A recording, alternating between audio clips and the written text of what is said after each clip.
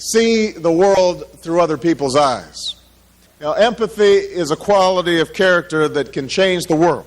Hi, it's Edwin Rutsch. I'm from the Center for Building a Culture of Empathy, and this is panel number 3 for our conference on how can we build a culture of empathy and compassion. So we're going to have a dialogue here just to kind of explore that topic.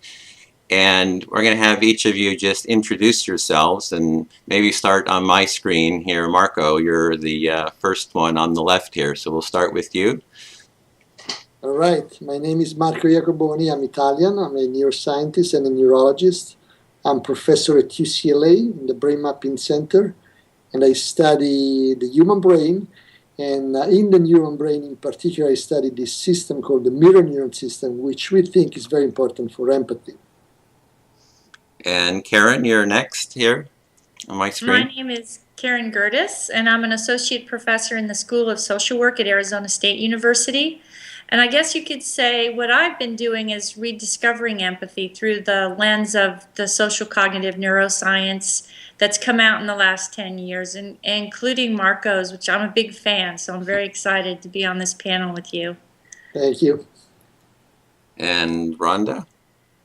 I'm Rhonda Morton, and I'm a performing artist and a consultant and coach. My main passion is improvisation. So using improvisation to help people, they don't actually usually even know that they're improvising, but using all of the principles of improvisation to help them figure out who they are, what they want out of their lives, and how to go get it.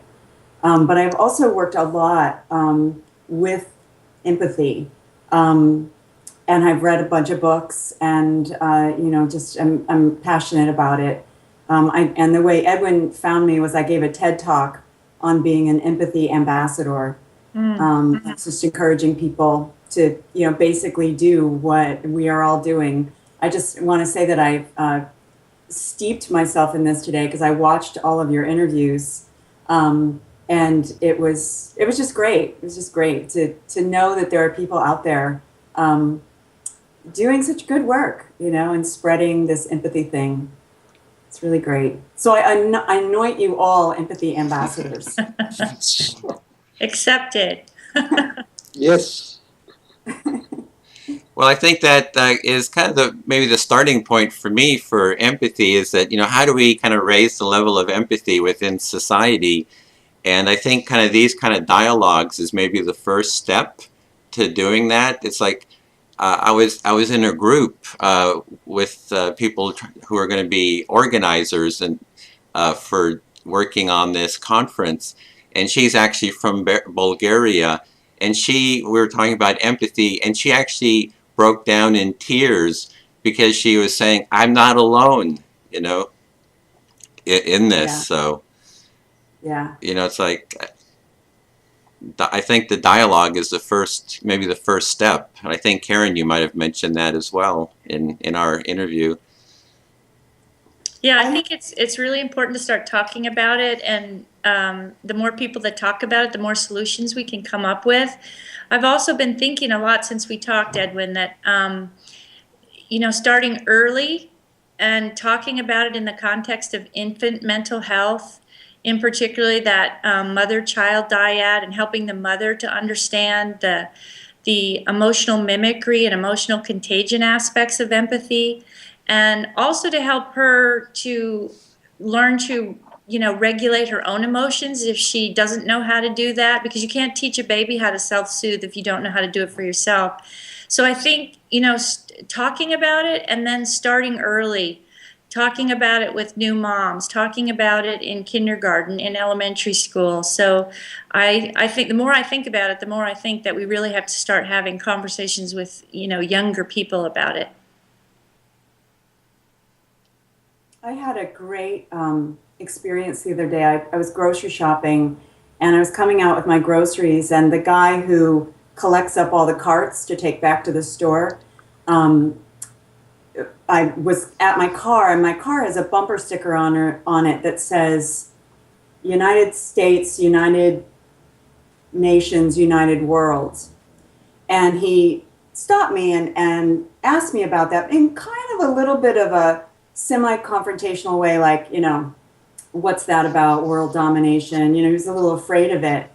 And I was so glad I had done all my research and could actually have the words trip off my tongue about, no, it's about empathy. And, I could tell him about the, and also the idea that, if we don't make the decisions, somebody's going to make the decisions. And, do we really want the mega corporate people to make these decisions, or do we want to set those parameters for what the world's going to look like? And so, it's like empowering was one of my messages. But then also, he went off on the jag about, well, human beings are just, we're born to tooth and nail and fight with each other and all of that. And I was so glad that I could tell him about what I talk about in my TED Talk, which is, the rise of empathy and the decline in violence in every way. And then also, the reason why he thinks the way he thinks is because of the, if it bleeds, it leads. The newspapers and the media and everybody is always talking about all the bad things that happen in the world. And they don't talk about all the good things and the way that we're connecting all the time and collaborating and loving and doing great positive work together. And I swear it was so beautiful, because within about a 7-minute conversation, because then his little walkie-talkie went off and, his boss was calling him and he had to go. But in that little 7-minute conversation, I made a convert, and it was just great, So I really think that it happens, person by person, and definitely these kinds of resources online are going to be really helpful. I've just been kind of amazed at the, dropping in my pebble and having it ripple out. So, and I'm so not even known for empathy, so I'm really appreciative of the work that you guys do. Well, it sounded like it was about being able to talk about empathy and being able to articulate it. And I think that's where the work of Marco is just like, it's almost like, it's like pivotal. It's so pivotal in what we're doing about empathy that, here it is, that here's the science of how it actually works. So, I think your work is just amazing, what you've kind of come up with there, that it really arms us with the tools. Yeah, I think that's also the main motivation for me to write the book. I mostly write grant applications that only a few colleagues can understand. But the idea of reaching out, this beautiful story that come out of the lab. Also, I want to go back to the idea of your development. I think that we have this intrinsic predisposition to be empathic. It's in our nature. The real problem is that then we grow up and then we start talking. And in the public discourse, for some reason, empathy got lost, and we talk about other things like the aggressiveness and the violence of the guy that you talk to. So it's really important to have these talking points such that we can actually articulate a discourse about empathy. I think it's always been there, but it's been what some philosophers call subpersonal. It's not at the personal level. You can't really talk about it. You feel it, but it's very difficult to articulate it. And so the idea, it's a great idea to do these things, to have a website, to write a book about your science, because these are all things that actually, what they do is really put empathy into the public discourse. And we can have, again, all these talking points, and can articulate all these things. And I think the great thing about empathy is so interdisciplinary. It comes, from the arts, from the performing arts. It comes from social science. It comes from neuroscience.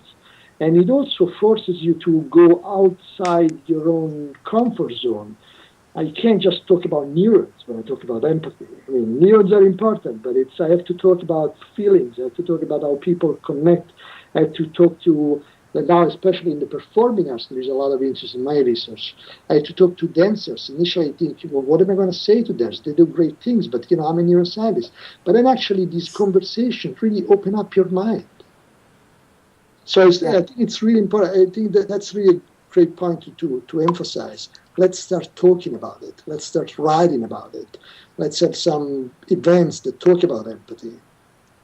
Yeah. You know, one of the things that Maya said in her talk that I had never thought about before, and it was kind of disturbing, was that empathy is often seen as a feminine trait, and so the lack of respect for empathy is kind of a piece of sexism, that it's just belittled because it's just that soft stuff that doesn't really matter. And so can I just say hello, thank you very much for any man who wants to talk about empathy and make it, a part of the public discourse, because I think that will be important for us to not relegate it to, just light, easy, whatever, like this is, and all the science behind it, all the hardcore science behind it has to also be a part of that discourse. I mean, it's amazing how you just say, studies show, and, suddenly people believe you. So thank God for studying. Well, in terms of the masculinity, the way I've been explaining it to some people, like some talking about empathy, they say it started with mother-child nurturing, and I talk and say, well, it was actually the hunters out there hunting for the woolly mammoths, that they had to work in teams and had to read each other's emotions to bring down the woolly mammoths. So I don't know, is that something that might resonate with men? That's Right. actually a great point. I mean, it's all such a stereotype that, I mean, after all, I believe, and there are also some neuroscience that suggest that women tend to be more empathic. But it's a matter of degrees. It's not a black and white thing. It's not women are empathic and men are not. And I think that, if you are a man and you don't have empathy, you lose so much in life. I mean, it's such a beautiful thing. It gives you so many opportunities to feel what other people feel. It gives you emotions. It makes you connect with others. It would be such a life would be so less interesting without empathy. Yeah, I have to share that, Marco, when I was listening to your talk, there was a moment where you said that evolution made us wired for empathy. And I thought, because of your accent, the first time you said it, I thought you said evolution made us wild for empathy. I thought, yeah, let's talk about the wild, passionate animal. And that's where it really comes from, because it has to come from, I mean, what a lot of the work that I meant wild for empathy. right, exactly. But a lot of the work that I do comes from, starts in the body. And I start with people, what are you feeling right now? And when I work with little kids, I talk, get them to describe that. And then I actually move and cry and do some things, from an acting point of view to get them to experience the mirror neurons, So, what went on in your body when I was crying? What went on in your body when I looked like I had burnt myself? And I said, to some extent, you felt what I felt. And, that physicality, I mean, I just have to believe that, it predates the frontal lobe stuff. And I mean, I'm talking way out of my school here, but, It's okay. I think it's in our bodies, not necessarily in our cognitive abilities or whatever. Right. Actually, in neuroscience and in psychology, there's a whole movement about embodied cognition. I mean, the classical idea of the mind is the metaphor is like a computer, completely disembodied or digital. It's all wrong. I mean, even the highest thoughts that we have, they all come from perceptual and motor experiences. And there's a lot of data that suggests that. So cognition. Yeah, I actually love that example, Rhonda, because I think making that conscious for people is a really fast, quick way to open that door to understanding what empathy is. And I've been practicing this myself even since reading all the new science and understanding even, the monkey peanut story, it just made me think about my students in a different way. And if I was having a hard time understanding them or started to be judgmental, like, why are you procrastinating? And they would be in my office. And even if I just did the subtlest things with my body to try to mimic what they were doing with their body, I got all kinds of bursts of insight into what their experience was like. And it really helped me to become less judgmental. And I think that's a very powerful tool. So I'm glad there's people like you that are out there helping people to experience that. You have an incoming call waiting. Sorry. Is that you, Marco? Yeah. I do? No, it's me. Yeah, Okay. it's Back to great. I think that the whole physicality of it is a really dynamic and quick way to open the door for people to understanding it. Well, you're working on a curriculum, right, for social workers, and you're probably thinking about all these things, how to Well, work them. that's much more in the head stuff, I guess, but that gives me a lot of different ideas. In social work, we would probably have the students do what I was just talking about, where when you're sitting with a client, to subtly try to mimic some of what they're doing. But I think kind of having an exercise like what Rhonda's talking about, it would actually be even more powerful in some ways, where you're actually free to just completely go into another person's experience. And so that gives me ideas that we don't have to just do it like social workers would do it. We can take it into the classroom like performing artists would do it and help the students get there that much quicker. Yeah, that's great. One of the things that you might want to check out is there's an organization called Interplay. It's actually based in Oakland, California, but it's done all over the world. And one of the tenets that it's built on is body data, body knowledge, and body wisdom. So body data is, the information that's coming into your body at any moment. My hands are sweaty, my, body's cold, my whatever's going on, I'm hungry. And then body knowledge is when you add up all that body data over time. So like everybody, a really good example is to use your sleeping habits, because everybody knows their sleeping habits, so that they sleep on their side or on their back, or a pillow that's hard or soft, or they'll be able to talk for 5 minutes about their sleeping habits usually. And that is body knowledge. It's when your body data gets added up over time and you understand something about yourself. And then the body wisdom it kind of brings in the empathy thing, because it's using your body knowledge to make the world work for you better or work for other people better. So, understanding what your body language is doing, understanding, when you, have a habitual practice, how it drives your loved ones crazy, those kinds of things, and being able to change and use your body wisdom to make the world better. I use it all the time with. I love that. I'll have to check that out. Interplay. Yeah. Little kids up to, my, middle-aged clients, it's a powerful thing. People get it, it's just, it feels right to them. Yeah, actually, I want to say one thing, that going back to the brain is that really there's plenty of evidence that the brain uses all these really subtle body language cues to establish the level of the connection of the kind of relationship that you're having, or the conversation you're having. We always think about the linguistic level, because we express our more complex thoughts through words. But in fact, even when we talk, there are all these subtle cues that sometimes can completely disrupt the conversation. That's what happens with certain patients with mental health problems.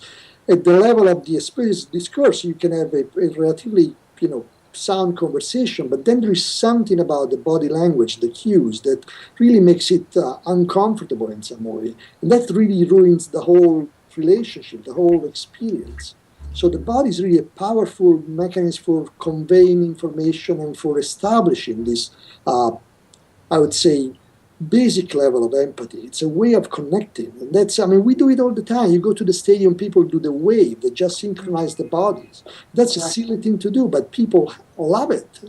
And you have to think about these things, that these are really simple things that we always done, that we have tried to do, even though there is no immediate reward. It's just doing the thing itself that is rewarding. Well, perhaps we could try a mirroring exercise. Just, okay, everybody, can you try do this? We're mirroring. How does that feel? Feels Silly good. at first.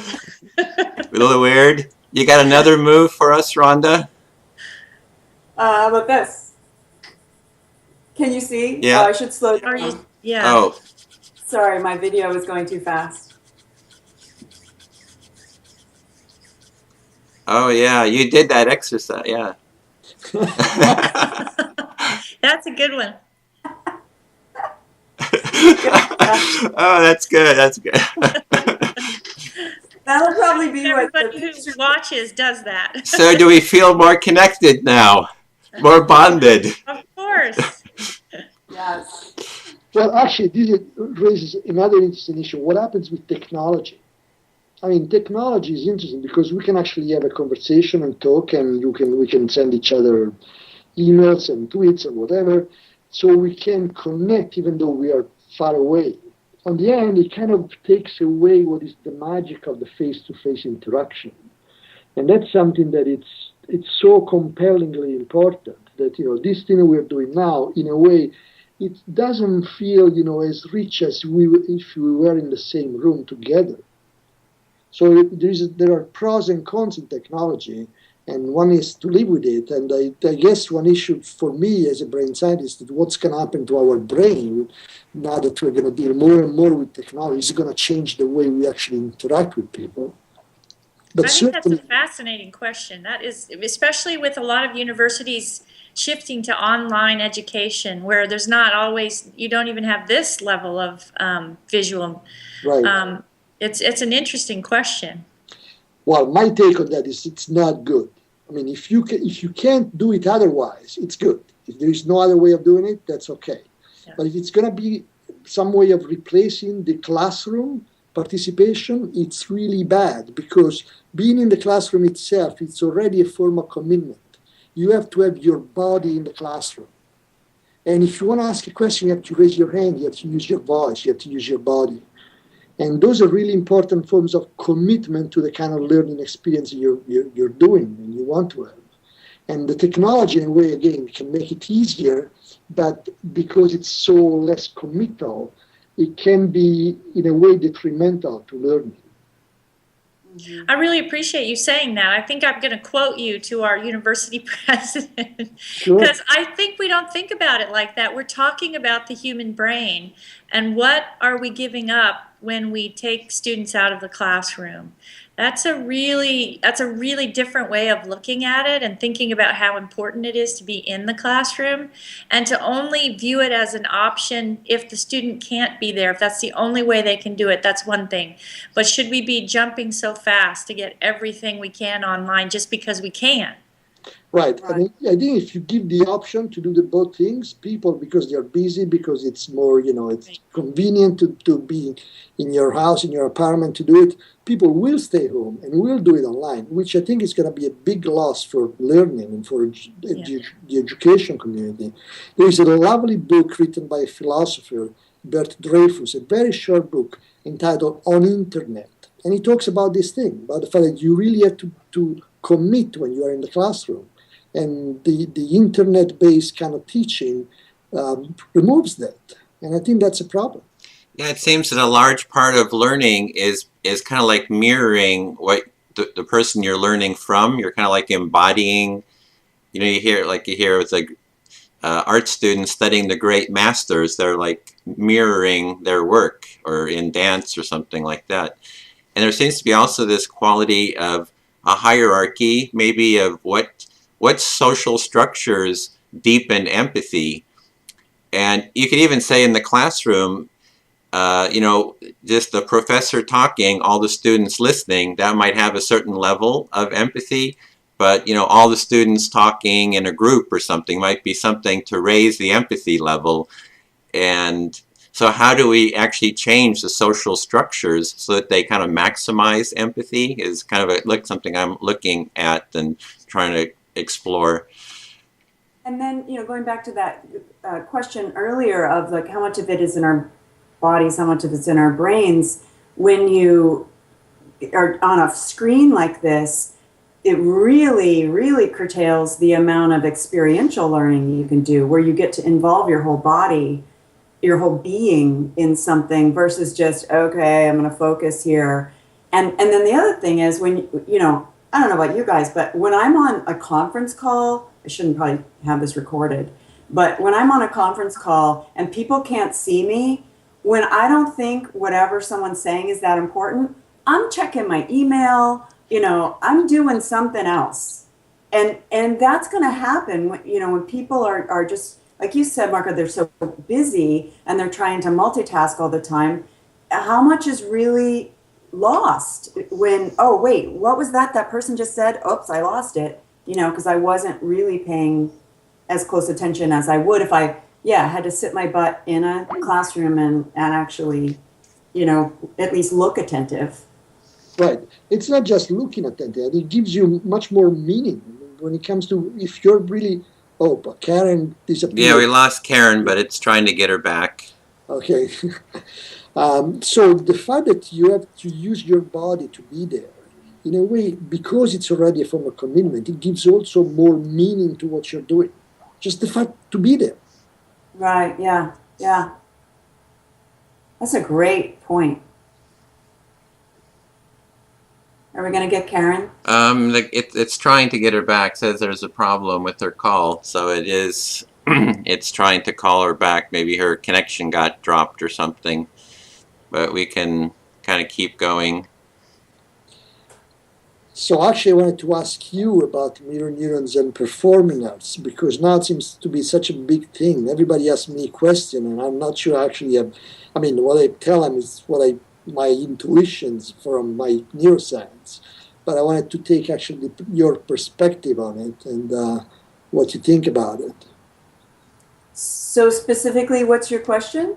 Well, what is the role of mirror neurons and empathy in performing artists and performing arts and being the audience of a performance and the interaction between the connection between the audience and the artist and all these kinds of things. Right. Well, I came to the performing arts late in life, and I've never really studied down a path. I'm one of those follow your bliss types, so I basically have a little smattering of all kinds of information. So I really can only speak to my own experience as opposed to, something outside of that. But my own experience. You're back. Sorry, Oh, yeah. I don't know what happened. I just disappeared. Should we do this again? Get regrounded again. Yeah. Go ahead. So anyway, Marco, Karen, could you hear all of that? I couldn't hear it. I don't know what happened on my end. Everything just went dead. It was like something hung up on me. Okay, so I'm Marco sorry I missed asked, that. Yeah, no worries. I just was going to catch you up to where we were. Marco asked, from the perspective of a performing artist, what's the role of mirror neurons? And I was saying that I can't really speak to all performing artists, but I'm happy to speak to my own experience. And that is that, I think I'm a very empathic person, and I have been all my life. I came to the performing arts late, and it felt like I was coming home, because it really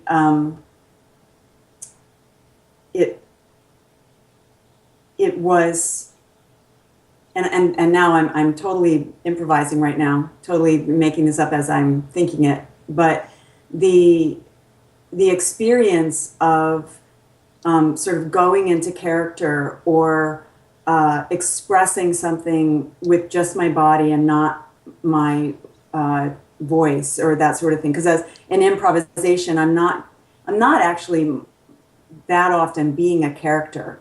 I'm using my body or my voice or, poetically speaking or whatever. But that experience gave me such a fabulous outlet for sort of discharging all of the information my body has been gathering my whole life about what it is to be human, both for myself, but really from other people. So when I start telling an improvised story, it often isn't my story, or I'm creating it as I'm going. I don't know where it's coming from. It's not a story I know yet, but that's only possible because I can put myself in the place of another person, and I can be an old person or a child or someone who's being beaten or being loved. Like all of those are available to me, not necessarily because I've experienced them myself personally, but because I have had that ability to see or experience other people having that experience. So does that make sense? Wonderful. Makes That's a so lot of wonderful. sense. Probably makes you a lot less judgmental too, because you've had so many of those experiences vicariously. Yeah, I mean, it really, it makes you a lover of humanity. I really love people. I really have such compassion for and admiration, and I'm just awestruck of the ways that people live out their lives and the things they're passionate about and the ways they express that. So I feel really fortunate that I am an empathic person also, or an empathetic person. I've done some mediation training, and in the training, we actually take on the different roles. We take on the roles of disputants, and then we're given exercises like, here's the problem: someone's tree is hanging over the neighbor's yard. They're all mad at each other and they're angry and they're all upset. And now take on the role of one of these people. And I was always amazed at how everybody can step into the shoes of that person. It's like, it really showed me that acting is like an inherent fundamental quality that everybody could do it if they just kind of let go a little bit, and do it. So Yeah. Yeah, Thanks that's to mirror neurons. yeah. In action. No, I would. Rhonda's description really fits well with my understanding of how mirror neurons work and how this whole system for empathy works, such that you really can use your imagination. You have your life experiences, you interact with people, then you can use your imagination to evoke all those experiences, and you can reenact in yourself all those people, all those lives, which is a wonderful thing to do because it makes your life again so much richer. Yeah, I mean, I really grew up reading books. I was one of those kids who just that's all I did, really. I was kind of a loner, and my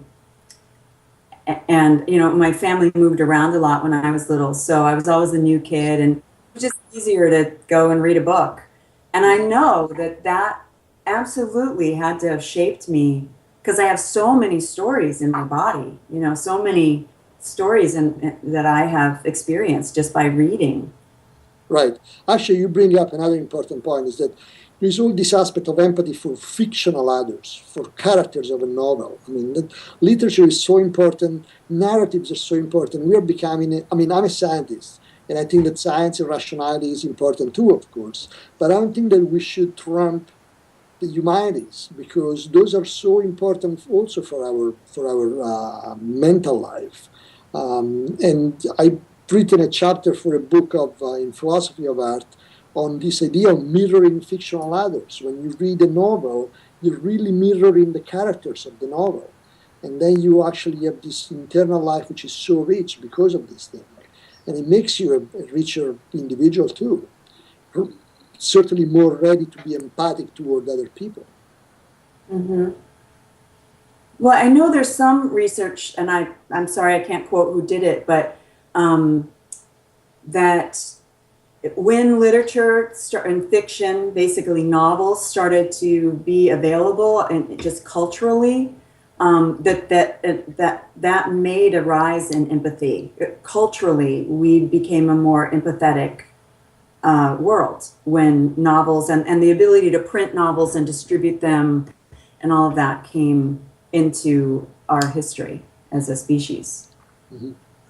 One question I had is, like, where do each of you find the most empathy in your lives? Like, kind of the most intense experience of empathy, or at least a very, one that's really kind of stands out there. For me, it's actually in dance, that I kind of do this weekly dance, and it's like it's a whole body experience, and it's like the mirroring of others. There's always love making too, but I don't know if this is, that's for me one of the real big ones. But of course. So wondering how it is for you all. I think I think I'm fortunate in that a lot of my whole life is about empathy. When I really think about it, I'm not sure that any particular thing stands out. I mean, I think it takes a huge amount of empathy to just be in relationship. So, my partner, my children, those are just really rich opportunities to have empathy. But then, when I'm coaching and when I'm teaching and doing all that kind of stuff, what I love about it is that I am experiencing empathy with the person I'm working with, but then at the same time, I'm trying to teach them how to be self-aware and then how to have empathy for other people in order to make them more effective human beings in the world. So really my life is just, and then there's the neighbors, Well, Marco, tell me if I'm wrong, but I think some of the science tells us that we tend to have more empathy for the people that are most like us, or that we're closest to, that look like us, that sound like us. But interestingly enough, for me, there's something in my core. I guess that's why I'm a social worker. When I see an injustice, I, for some reason, identify a lot with those people, with that group, whether it's a group that's been oppressed or discriminated against. But I don't know if that comes naturally to one, or how to kind of reconcile that in my mind, since a lot of the science would suggest that it's a lot easier to feel more empathy for the people that are most like you. Well, I think there are both things. I mean, in a way, we have to consider there are two dimensions that are almost orthogonal. One is the individual differences. Some people tend to be more empathic than others. I think everybody here in the panel is probably very empathic. When Edwin asked us the question, I also had problems figuring out, so what's the thing that really gives me more sense of empathy? Because I feel empathy for almost everything I do in life. I feel that I'm happy and lucky about that. So that's the individual difference level. And you're probably a very empathic individual. I also have shared with you this idea that when I read something that is, or I see an injustice, I feel outraged, but also empathic for the victim, or for the group of people that are suffering the injustice. But then there is also this phenomenon that on average, everybody tends to be more empathic toward people that are like them. I think that goes back to the little tiny cells that started the whole thing, because they really tend to map the other onto the self. And so the closer you look to me or you behave like me, the easier it is to map that. But on the end, we know that the brain can learn.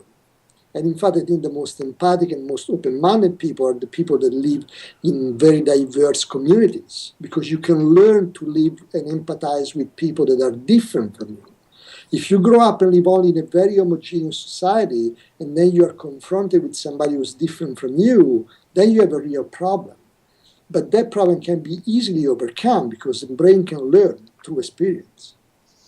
I've been getting quite irritated when I hear the that it's like that notion of the empathy and the circle expanding circles. I've heard it repeated out there a lot, and as if it's some kind of a ultimate truth. And I spent in my early teens and 20s, I spent like 10 years traveling around the world, and I connected with people in like all kinds of cultures. And sometimes I had, deeper relationships, deeper connections, more empathic connections with people than the people I grew up with. Right. So I'm sure that same phenomenon goes back throughout history, that, there were people in the caveman days that, were out there, meeting their other clans, or, Marco Polo, how did he manage to travel around the world and so forth. So that notion somehow that this is like some kind of a scientific truth, it bugs me, because it's kind of like the notion of it's a dangerous world out there, Right. And I really hate it. It's like it creates fear, and it's like, oh, we gotta keep close, and so Well, that's it does have a relation with fear. There is a phenomenon called the worldview defense. We don't think about that all the time. But if I prime you to think about that, you will become more empathic for people of your own group and much less empathic for people of another group. So that phenomenon, it's in a way tied to fear. But again, it can be easily overcome. The other thing is that even though, the skin, the color of the skin is an important aspect of us, and other things that are really self-evident, we are very complex individuals. So we can also, find similarities at different levels. I have no problem seeing you empathizing with other people that are far away and from different cultures, because there may be something between you and that individual that really connect the two of you. And again, we can all overcome these things. We can learn to become an empathic civilization, as the guy who wrote the book now, Jeremy Rifkin. Yeah, I was going to quote Jeremy. And I love his whole theory around that the way we communicate, or the technology with which we communicate, can really impact empathy, and it gives me great hope, that that's happening. And I wanted to say something to Karen, but she's a question mark again. So yeah. Because I wanted to. Maya said something when she was talking about kids and teaching kids about empathy. She said that one of the things that 2-year-olds get is fairness, a sense of what's fair, what's not fair. Your piece of cake is bigger than my piece of cake, and so that's kind of like a fundamental step in learning empathy, is the sense of what's fair. So it feels like fairness and injustice and fighting injustice would be a part of empathy. I think actually the way I think about it is that there's this fundamental drive to be empathic, and empathy teaches you to become fair, because if I can in some way put myself in your own shoes, then I can see that, why fairness is so important, because that could happen to me too. And then these two building blocks become really the foundations for morality. So it starts off from empathy, then it gets into fairness, and then you get into this higher level, which is morality.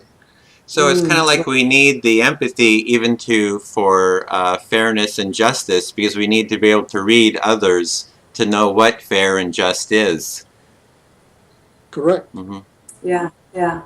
Glad you're back, Karen. Yay. I apologize. I think it's my internet connection. I think it's just going out on me for some reason. It's never happened before, but it's being finicky today. Do you have anything else open? Sometimes if like my email's open, No, just Skype. Yeah. It's just weird. I think it's the, I'm going to have to call Cox Cable and blame it on them. You'll have a lot of compassion for them at the same Right. time. Have empathy. About 5 minutes? Yeah. Yeah.